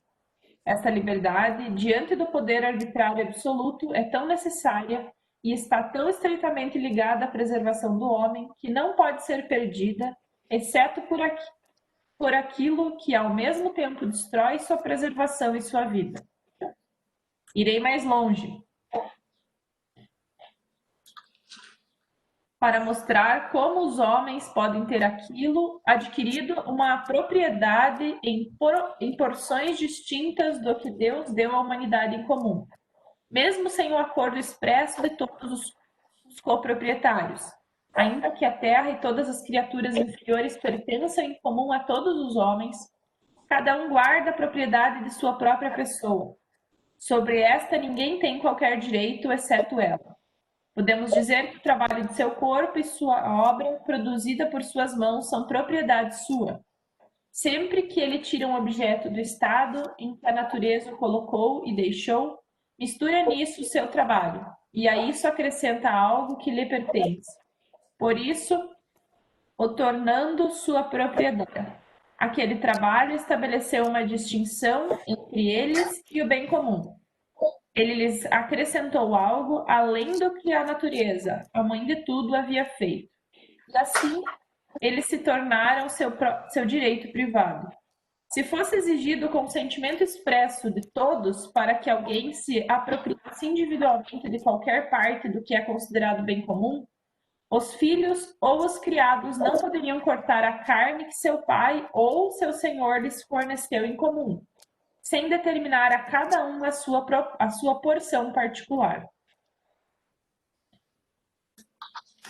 Mas visto que a principal questão da propriedade atualmente não são os frutos da terra e os animais selvagens que nela subsistem, mas a terra em si, na medida em que ela inclui e comporta todo o resto, parece-me claro que essa propriedade, também ela, será adquirida como a precedente. A superfície da terra que um homem trabalha, planta, melhora, cultiva da qual pode utilizar os produtos, pode ser considerada sua propriedade. Por meio do seu trabalho, ele a limita e a separa do bem comum.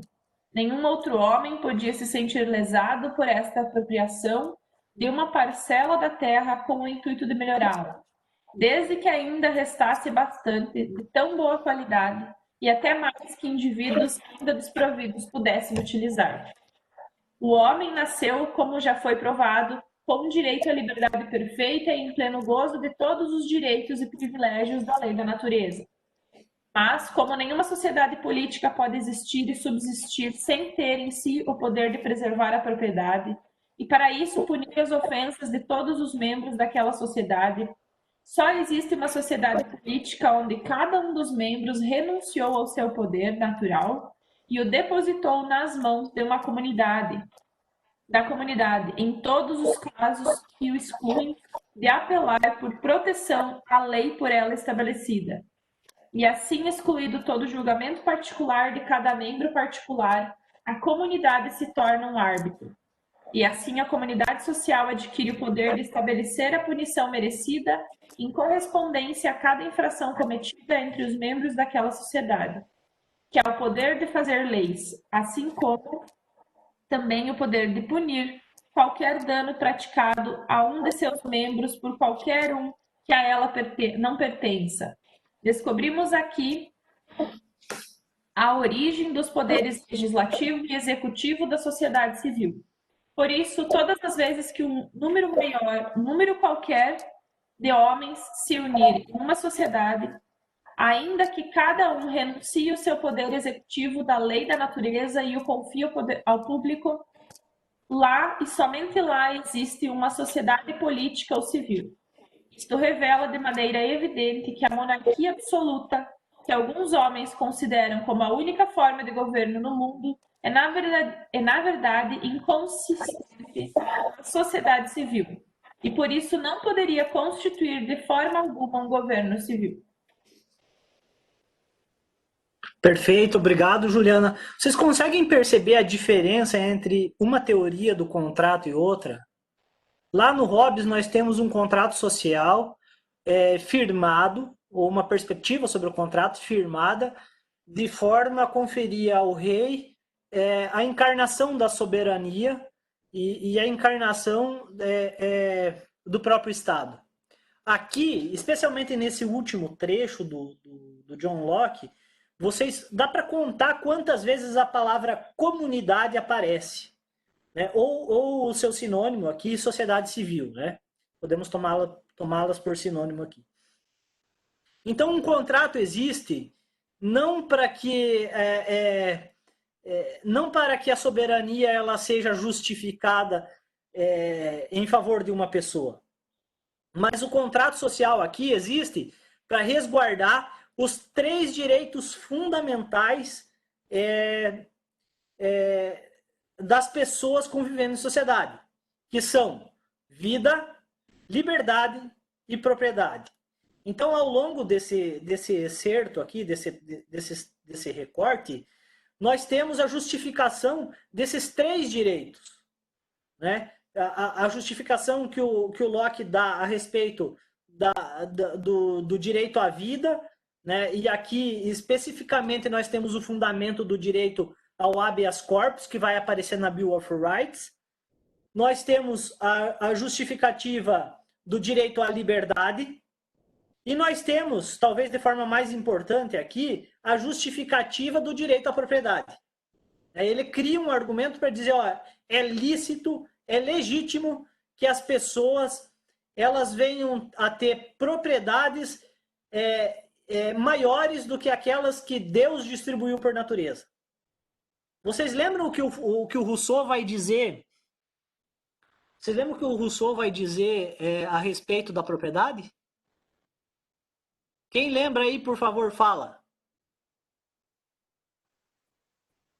Se não me engano, o Rousseau fala que quando o homem cerca aí uma propriedade, né, e toma para sua, aí que iniciam-se as desigualdades. Exatamente, ele vai falar, o primeiro homem que o primeiro homem que fincou 4 estacas num terreno e depois de tê-las fincado disse, isso é meu, este homem é a fonte e a origem de toda a desigualdade social, de todo o mal na sociedade.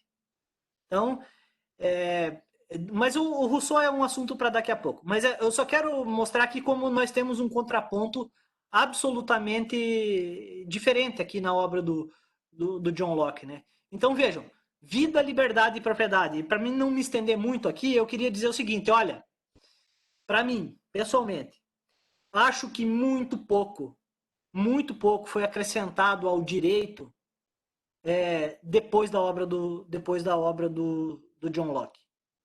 Eu acho que os contornos de todos os códigos jurídicos modernos, eles têm seu fundamento teórico nesse livro, tá? Nessa obra que é o segundo tratado sobre o governo civil. Bom, dito isso, Jael, se você quiser complementar, fica à vontade. E acho que está na hora quase daí depois de nós abrirmos para as intervenções da turma, né, para que possam fazer seus comentários também. Bom, basicamente é um comentário rápido, até como finalidade de anotação, enfim, para ter um atalho. Acho que o Locke nos coloca do rei à lei, né, basicamente, né, da fundamentação desloca-se do rei, da figura do soberano, de alguém que concentra o poder, para a lei e para os princípios que fazem com que a comunidade funcione de uma forma mais ou menos ordenada. Inclusive é o Locke que recupera alguns princípios da antiguidade e diz que se o rei pisar muito bola, né, é direito, né, é legítimo que a comunidade o destitua. Entende? Então, alguns recuperam até o termo tiranicídio, né, quer dizer, se o tirano se tornar, ele pode eventualmente ser destituído, ser morto, enfim, né, e assim por diante.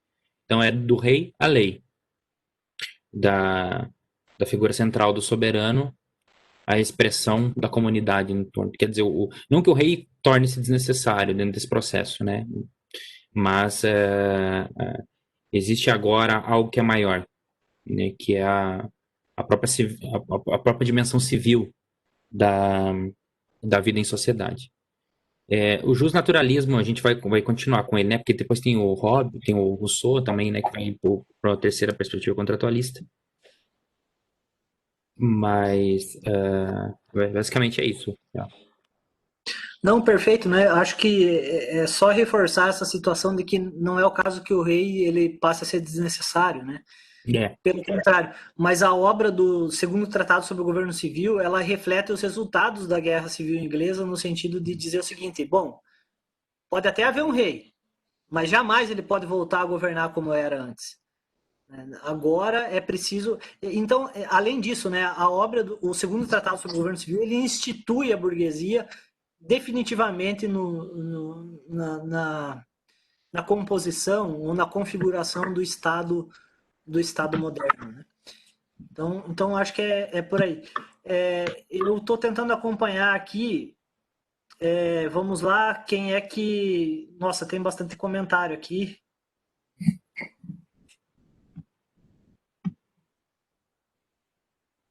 Você vai abrir para intervenção agora?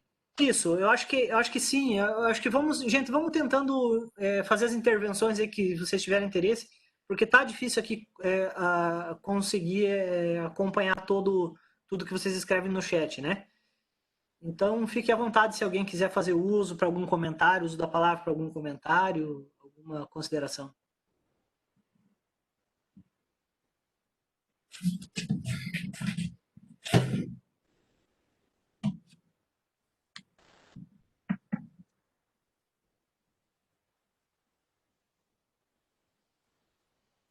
Me escutam? Sim. Eu acho que Jael e Marcos podem talvez comentar sobre essa minha questão.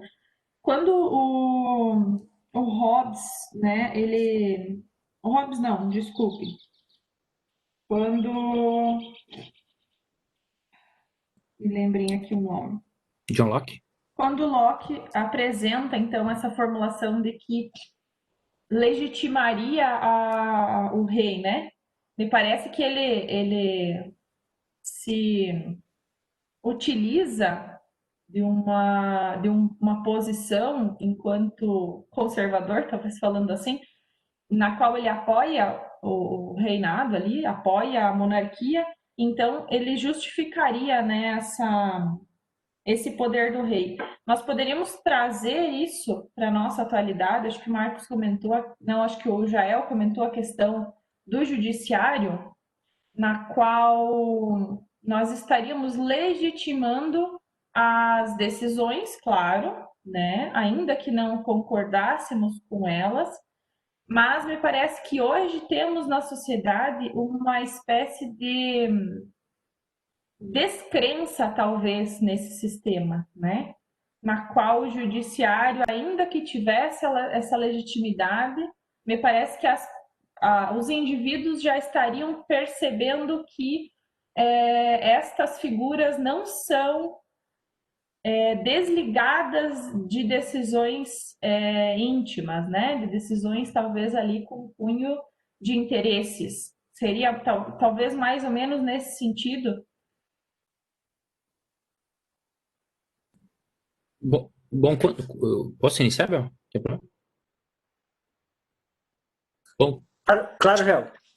quando eu falei a respeito da questão do judiciário enquanto poder à parte, era, na verdade, uma expressão para ilustrar a relação que o Hobbes mantinha em relação a esse terceiro elemento da disputa social, que seria o Estado. Quer dizer, numa situação em que há um conflito generalizado, em que tudo parece que vai entrar em desordem, me parece que ele tentou se apegar àquilo que havia de mais ordenado naquele momento, que era a possibilidade de um poder unificado, né? E claro, nesse contexto, me parece que ele romantiza, exagera um pouco na própria perspectiva de justiça. Não que ele fosse um sujeito muito iludido, pelo contrário, o Hobbes tinha uma visão extremamente negativa da natureza humana, conforme o Bell já colocou, né? Então, é parte um pouco disso. Mas, na verdade, era mais para finalidade de exemplo. Sobre a realidade atual, eu acho que vai haver mais momentos até para discutir isso mais adiante. Agora é fundamental que a gente está vivendo não só uma crise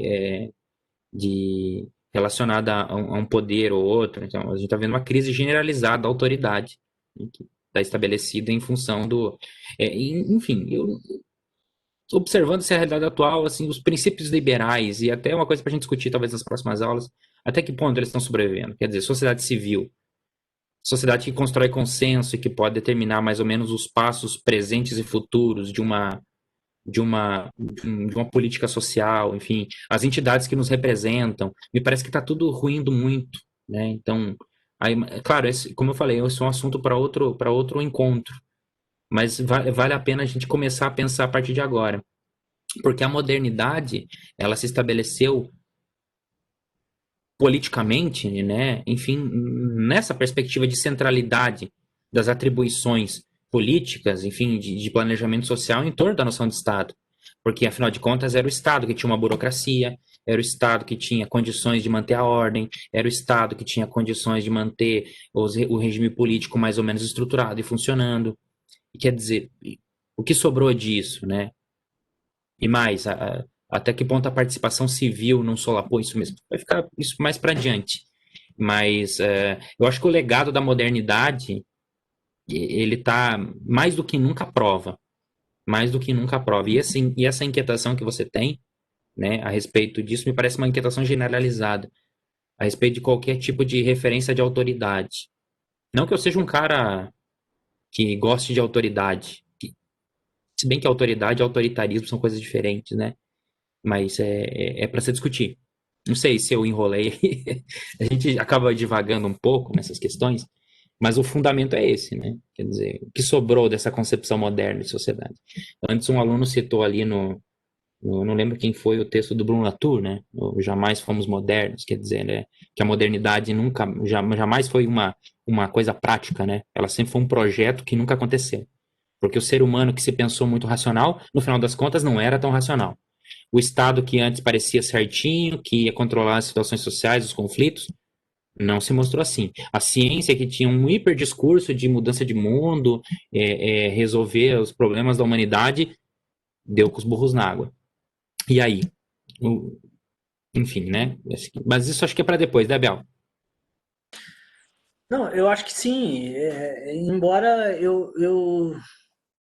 eu tenho assim sérias ressalvas aos limites desse discurso que às vezes nos leva, né, ou leva parte significativa das pessoas a adesão ao pós-modernismo e aí, bom, tem vertentes do pós-modernismo com as quais ou as quais para mim representam uma fragmentação absoluta da realidade social, né? Então, realmente acho que nós estamos numa encruzilhada da modernidade.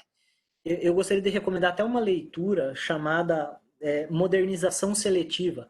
É de um autor brasileiro chamado Gessé de Souza, um livrinho aí da final da década de 90, início dos anos 2000, mas um livro que discute muito bem, até onde eu consigo acompanhar um pouco essa tese de que, bom, somos modernos pero no mucho, mas somos modernos, né?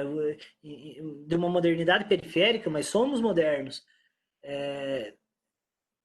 Mas enfim, né? Eu acho que só assim, a gente tem que ter um pouco de cuidado com a questão do pós-modernismo, porque acho que ele nos leva ele nos leva a uma fragmentação da realidade que, para mim, ela não dá sustentação, né? Eu não sei se eu parei no século passado, Né? ainda em termos Mas teóricos. assim, não me defino enquanto pós-moderno, acredito na Não, eu sei, ciência, Gel. acredito no Gel, discurso iluminista e tudo mais. Contudo, como você falou, existe uma encruzilhada, né? não, eu nem quis te dizer, né, pós-moderno. Eu só quis dizer que este tipo de narrativa às vezes é usada para fundamentar um relativismo absoluto em termos sociais, né? Claro. E aí acho que a gente não pode. E eu te conheço, sei que tu não transita por aí, né? Mas muita gente se vale desse discurso para justamente fundamentar esse tipo de percepção sobre a sociedade, né? E acho que nós estamos ficando teóricos demais aqui, né? Precisamos, de repente, voltar pro ponto mais central. Eu ia Não, fazer um comentário, professor, vai justamente lá. com essa questão teórica, embora eu seja da área do direito, alguns termos, eu não sei se os meus colegas estão sentindo isso, mas em algumas coisas eu me sinto um pouco perdida. Então, talvez para a gente se situar um pouquinho. Eu acho que nós não podemos perder a oportunidade já de explicar um pouco essa questão do pós-modernismo, já que nós entramos nessa seara, até justamente para não incorrer nisso, do pessoal daqui a pouco tá dormindo e babando em cima do teclado, Aham. né? Mas acho que neste caso vale a pena, já que nós entramos um pouco. Depois eu quero também ouvir a Luísa Carla, que me fez uma menção aí à obra O Contrato Sexual. Aí eu tenho curiosidade para ouvir, Luísa, né? Mas basicamente, assim, ó, o pós-modernismo é uma narrativa que vai tentar reconceptualizar a forma como nós entendemos a sociedade, né? Então, o pós-modernismo olha pelo retrovisor e rotula tudo que veio antes como narrativas totalizantes da sociedade. Talvez um dos principais alvos de crítica do pós-modernismo seja, por exemplo, o marxismo, né? Mas não só o marxismo. O idealismo, o estruturalismo, enfim, todas aquelas concepções teóricas que de alguma forma interpretavam o mundo até meados do século XX, que tinha o existencialismo, enfim, né? O pós-modernismo se volta contra tudo isso, com base justamente no argumento ou nos argumentos que o Jael usou ali. Bom, o Estado nos fez promessas. Qual é o resultado do Estado? O Estado tem servido para nos aprisionar. O Estado tem servido para nos domesticar, para usar uma linguagem do Foucault. A ciência nos prometeu nos prometeu a A cura descoberta para de todos todos os os males. a cura para todos os males. Aonde a ciência nos levou? Nos levou, como o Jael mencionou antes, nos levou a 2 guerras mundiais, nos levou à bomba atômica, nos levou à destruição em massa, né? E assim com todas as promessas da modernidade. A democracia, o que virou a democracia? O problema é que, veja, o problema é que o pós-modernismo, ao fazer isso, não apenas ele faz a crítica à ciência, como ele faz algumas vertentes, né, do pós-modernismo, é preciso que se diga aqui, mas ele faz a negação dessas promessas. Então, bom, já que a ciência nos trouxe o mal, vamos virar as costas para a ciência. É claro que eu estou caricaturizando um pouco aqui para a gente tentar compreender o significado disso, né? Já que a democracia nos trouxe para essa merda com perdão da expressão, de sistema político e de práticas políticas que nós vivemos, vamos fazer a negação da democracia. Já que a religião nos trouxe a esse mundo de intolerância, vamos fazer a negação plena e absoluta da função social da religião, e enfim, todas as promessas da modernidade, né? Embora talvez a religião esteja aqui um pouco deslocada. Então isso é o pós-modernismo, especialmente em suas vertentes mais radicais. Elas pretendem desconstruir as promessas da modernidade, mas no lugar não propõem nada, né? Então acho que nós precisamos sempre apostar na construção dos processos coletivos. E aqui eu estou falando uma percepção muito pessoal. Apostar nos processos coletivos, apostar na qualificação da herança moderna ou seletivamente moderna que nós temos. Bom, para mim, pessoalmente, a democracia é algo, para fazer o recorte da democracia, é talvez um dos valores mais sagrados que eu tenho para mim, né? Eu jamais vou, a despeito de todas as dificuldades da democracia moderna, rechaçá-la, né? Porque penso que qualquer democracia é melhor do que a mais bela das ditaduras, né? Então, ou a mais próspera das ditaduras. Então é um pouco por aí. Já eu preciso tomar uma água porque a garganta agora deu uma enroscada. Tá. Mas eu queria te ouvir sobre isso, tá? Eu só vou até o lado aqui, a geladeira, pegar uma água, mas sem deixar de te ouvir. Tá bom. Bom, eu acho que o Bial já deu as linhas gerais do que é o movimento pós-moderno, né? Bom, a Fernando Cavaleiro Maciel já colocou aqui o pai dessa corrente, ou o principal expoente no chat, o Nietzsche. Nietzsche foi talvez um dos primeiros grandes propulsores desse tipo de perspectiva. O Apolíneo e o Dionisíaco, né? Quer dizer, forma e conteúdo. Até que ponto você pode acreditar que os discursos sobre a realidade, ou seja, o que é a ciência, gente? O que faz com que uma determinada narrativa sobre o mundo seja ciência? 2 elementos: o objeto e método, tá? Isso torna um determinado tipo de conhecimento ciência. Tem que ter um objeto de estudo, de análise, e um método, tá? Um objeto que você possa observar e um método que você possa utilizar para observar esse objeto, tá? O que a ciência diz pra gente? A ciência nos diz se tivermos métodos sempre melhores e sempre adequados, regulados pela razão, poderemos explicar a realidade de uma forma cada vez mais complexa, tá? Isso é profundamente moderno. Acredita na razão, acredita no método, acredita, né, no desenvolvimento das pesquisas, acredita que o ser humano pode sempre, cada vez mais, na medida que mais pesquisa, mais desenvolve, encontrar métodos mais precisos para chegar às respostas objetivas. Elas nunca vão ser totais, elas sempre vão ser um processo, mas a gente sempre vai chegar mais perto. Por quê? Porque existe uma certa noção moderna de progresso, que o ser humano sempre vai evoluir. Nesse sentido, os métodos sempre vão evoluir também, tá? O que aconteceu no início do século XX? Aquele processo que o Bial narrou para vocês. Nós observamos todas as referências que antes eram tidas como modernas e que nos levariam a patamares mais elevados, sucumbindo, uma a uma. E aí, muito baseados em Nietzsche, muito baseados em outro conjunto de filósofos, uma tradição francesa muito ampla, né, na filosofia, na década de 60 e 70, animado, sim, por um conjunto de discussões relacionadas à liberdade sexual, a fragmentação dos projetos amplos de sociedade. Quer dizer, na década de 50 nós tivemos a crise do stalinismo na União Soviética.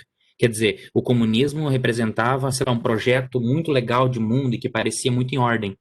Mas quando Stalin morre, todo os massacres que foram proporcionados na Rússia vieram à tona. Então, uma enorme crise abalou o Ocidente. Quer dizer, o antagonismo a essa sociedade capitalista, porque o capitalismo sempre disse que tinha defeitos. O capitalismo nunca se pregou enquanto perfeito, né? Com todas as contradições que tem. E isso não é uma defesa ao capitalismo, não, né? Mas o socialismo real representava essa outra alternativa. E ele sucumbiu. Tanto que muitos intelectuais muito importantes saem dos partidos de esquerda nesse momento e vão aderir a outros movimentos. E aí nós temos a liberdade civil, a liberdade por direitos, os movimentos de minoria surgindo em várias partes do mundo. E aí começou-se a interpretar que esses discursos de fundamentação científica, de fundamentação mais ampla e de abarcamento geral a respeito das explicações sobre o mundo talvez não fossem tão eficientes. Entende? Será que isso tudo não é uma narrativa construída para nos convencer? Será que esse tipo de conhecimento, na verdade, não produz conhecimentos objetivos sobre a realidade, mas, na verdade, só serve para legitimar um outro conjunto de ideários? Entende? Então, perdeu-se muito a ideia de projetos amplos de sociedade e de explicações amplas a respeito da sociedade. E aí vai naquilo que o Abel falou. Aquele discurso científico que antes buscava objetividade, construção a respeito de respostas sempre cada vez mais próximas da realidade, deixa de existir. E um grande exemplo do pós-modernismo, assim, que se admitia enquanto, assim, né, com um sorriso muito irônico no rosto, era o Foucault, né? O Foucault escreve um livro chamado Isto é um Cachimbo, né? Em que ele vai colocar um plano de fundo, assim, né, com um desenho que parece ser um cachimbo, e ele vai argumentar lá que mesmo que aquilo pareça, mesmo que aquilo aparentemente revele todas as características, a gente nunca vai poder chegar à verdade objetiva daquilo. Porque existe, segundo essa narrativa pós-moderna, um estranhamento permanente e insuperável entre sujeito e objeto. Em outras palavras, o que a ciência dizia, o sujeito pode construir explicações sobre o objeto. O que o pós-modernismo diz? Não. Você só pode narrar isso aqui. Tudo que você produzir, que você chamar como verdade, na verdade, não será a totalidade. É tudo sempre parcial. E tudo sempre barra, e tudo sempre chega a um certo limite, que no final das contas é o significado. Então a verdade não está no mundo, a verdade está em você. E tudo é relativo, então, né? Quer dizer, as explicações que se formam sobre determinados elementos são relativas. O que se fala sobre valores é relativo. O que se fala sobre tal coisa é relativa. A explicação tal é relativa. Então, nesse sentido, você nega qualquer tipo de possibilidade de construção de um conhecimento que seja científico. E isso varreu praticamente todas as disciplinas. E as humanidades acabaram sendo uma das principais vítimas disso. Porque o nosso discurso a respeito da realidade é interpretativo.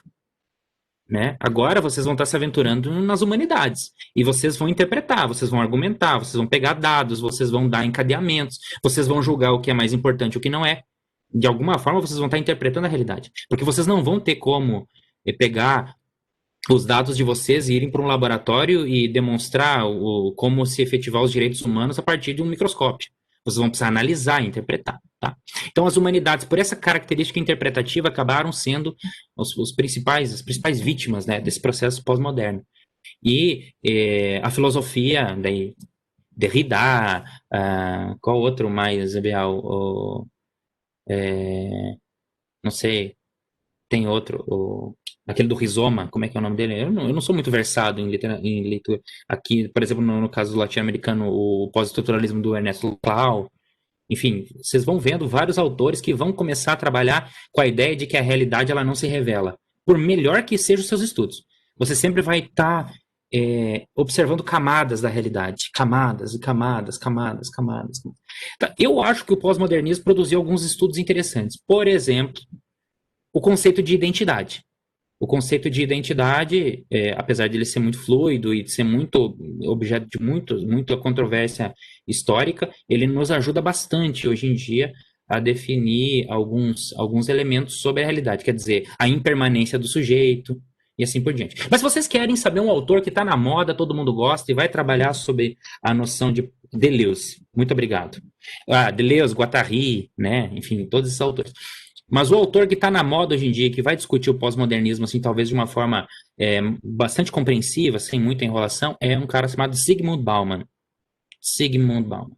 Então, o Zygmunt Bauman, por exemplo, vai trazer estudos como a modernidade líquida, que vai tematizar um pouco isso só sobre vias racionais mesmo, assim, sem apelar tanto para esse irracionalismo, quer dizer, essa incapacidade de explicação sobre a realidade. O que ele vai dizer quando ele fala sobre modernidade líquida?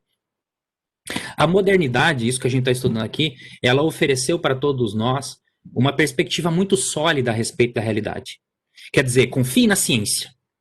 Ela lhe trará coisas melhores. Então você tinha um chão duro para pisar, entende? Como o homem medieval tinha um chão duro para pisar, uma referência, a religião. Se apegue nela, você terá um futuro, entende? Então você tem chão, você pisa e você se sente firme.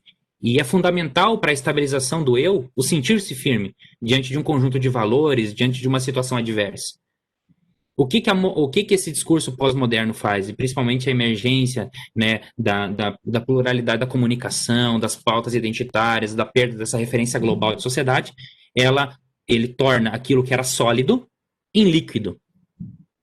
Quer dizer, a Igreja Católica, que antes era uma instituição tão sólida, depositária de toda a verdade, agora se torna menos. Aí você vê a profusão de religiões surgindo, né? Evangélicas e de toda a ordem.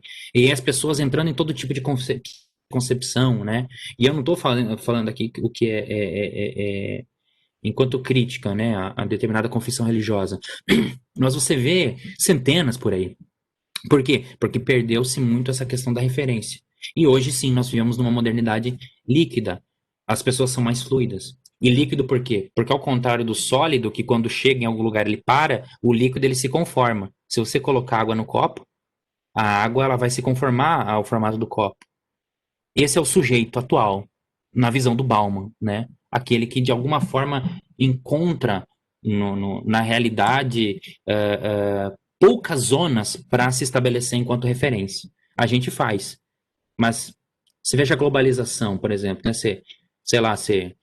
Você toma um café da manhã norte-americano, de meio-dia você come um lanche, aí depois, sei lá, você vai para aula do Muay Thai, você come sushi, aí depois você ouve música em inglês, aí depois, sei lá, cara, você é perpassado por uma série de referências sociais que vão, de fato, tensionar essa noção de firmeza que a modernidade disse que tinha, né? Agora, é claro, eu sou exatamente da opinião do Beal. O legado da modernidade está aí, cara. E se nós estamos conseguindo desenvolver uma vacina de coronavírus em 1 ano e pouco, é pelo legado da modernidade. Entende? Pelo método científico, pelo método de explicação. Se nós estamos conseguindo aqui estabelecer explicações mais racionais e mais efetivas a respeito de como a realidade funciona, e estamos convictos de que podemos produzir trabalhos que expliquem a realidade do Sudoeste do Paraná, onde vocês vivam, é porque nós acreditamos no projeto da modernidade. Vocês estão aqui assistindo aula porque vocês acreditam que, pela razão, vocês podem atingir patamares mais elevados de cultura, e podem, portanto, explicar a realidade de forma mais efetiva. Isso sim é um legado da modernidade. Então a gente não está entregue, né? Mas a modernidade está numa encruzilhada. E uma das coisas que mais demonstra isso é a proliferação de fake news hoje em dia. Entende? Quer dizer, perdeu-se a noção de verdade e estabelece-se a noção de narrativa. Quer dizer, o que é verdade e o que não é? Será que a realidade realmente está lá? Ou o que entre mim e a realidade é uma narrativa que fabrica essa realidade? Quer dizer, as pessoas estão se questionando a esse respeito. Eu espero que a gente consiga contornar isso, gente, porque me amedronta saber que a gente possa estar perdendo essas zonas de referência e estar lidando muito mais com paixões, porque quando a gente vai para a narrativa, aí todos contra todos. Porque daí a gente vai buscar aquilo que nos fundamenta e aquilo que nos apaixona. Muito mais do que aquilo que se estabelece em termos racionais. Acho que eu falei demais, Bel, desculpa. Não, não, justamente, Jael. Inclusive é interessante notar como esse movimento político neoconservador no Brasil hoje, ele se vale justamente de algumas teses pós-modernas, começa da relativização do discurso e de que a verdade não passa de uma narrativa para sustentar suas próprias teses, né? E isso para mim é engraçado, porque é um movimento conservador justificado por um discurso pós-moderno, né? Isso é interessante. Eu queria dizer o seguinte, Jeito que né? tu colocou aqui os terraplanistas. Eu acho que é um exemplo perfeito, né, disso. Antivacinas. Exato.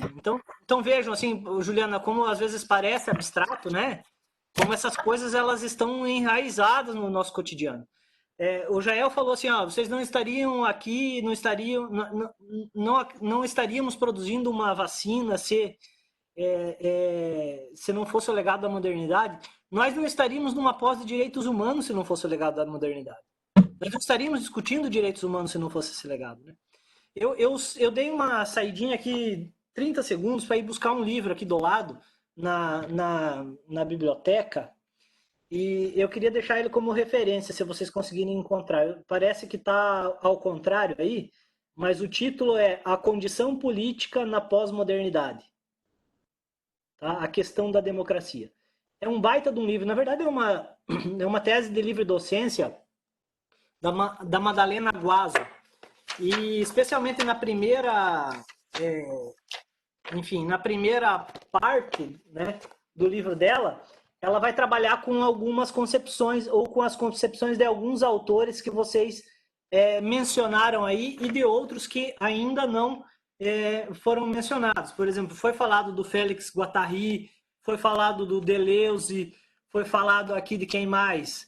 Da Judith Butler, enfim, foi falado do Nietzsche, do Foucault, mas a autora, além desses, ela vai discutir o Jean Baudrillard, o Lyotard, que para mim é um dos principais nomes do pós-modernismo, o Frederick Jameson, o David Harvey, que para mim também é outro nome de peso dentro do debate pós-moderno, embora muito mais pela questão da discussão dos regimes de acumulação.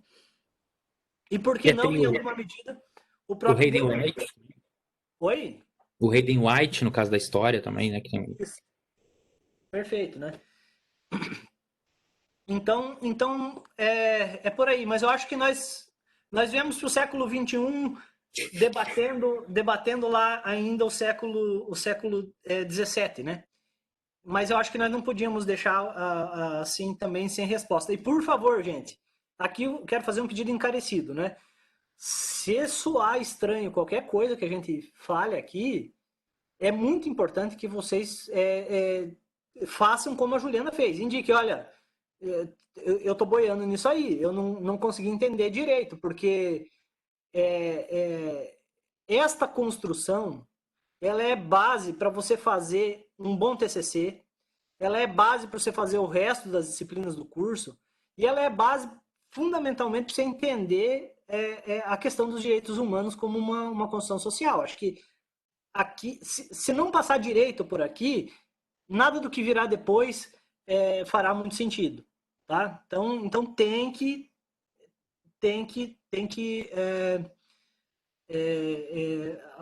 apontar as dúvidas aí. Eu só vou fazer isso, é Madalena Guasco Peixoto, tá? O nome da autora. Se alguém precisar, eu tenho o livro aqui. Não é um livro muito fácil de conseguir, porque saiu numa edição, numa tiragem limitada, mas se alguém tiver interesse... isso é importante também, que eu queria dizer. O Jael foi absolutamente feliz ao dizer o seguinte, vocês estão vindo para dentro das humanidades. Quem não... Vejam, a maioria de vocês, ou quase todos, vem de uma formação de ciências sociais aplicadas, ou mesmo de dentro das ciências humanas. O movimento que nós vamos fazer com vocês agora é trazê-los para dentro das ciências humanas, que são ciências que, como o Jael disse, são fundamentalmente interpretativas, né? Isso não significa dizer que não se pode produzir ciência, se assim fosse, nem estaria chamando de ciências humanas. Então, lá na disciplina de metodologia da pesquisa, nós vamos abordar algumas formas de interpretar a realidade social. Dentre elas vai estar o pós-modernismo.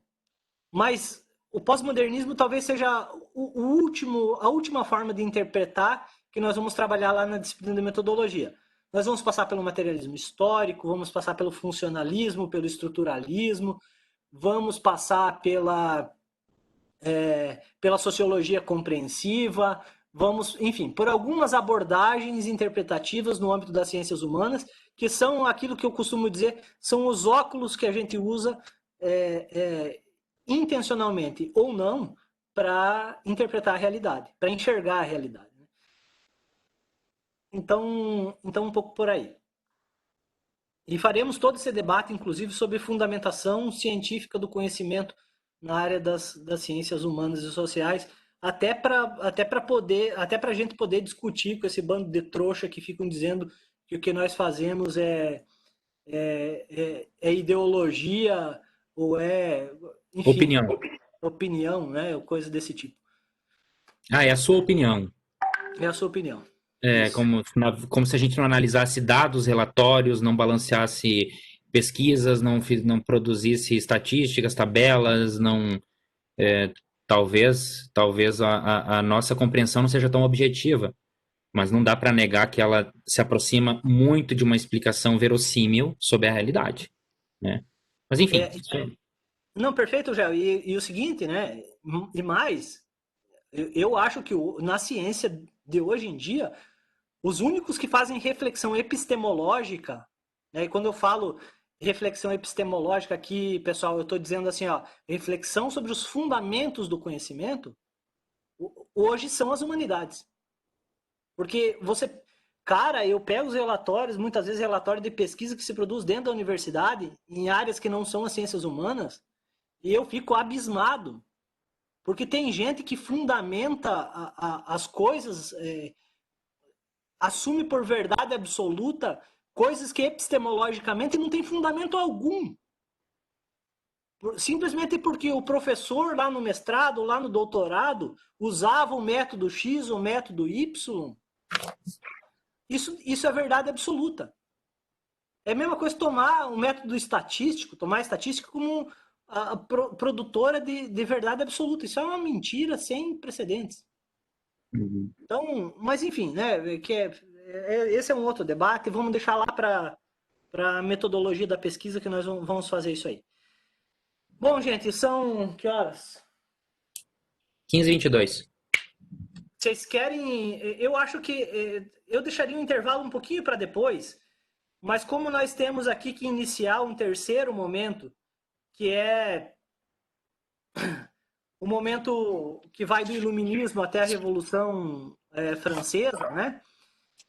Talvez seja adequado a gente parar agora, fazer um intervalinho de 5 minutos e voltar daqui a pouco. O que vocês preferem? Preferem iniciar e depois interromper já iniciado? Ou fazemos um intervalo agora?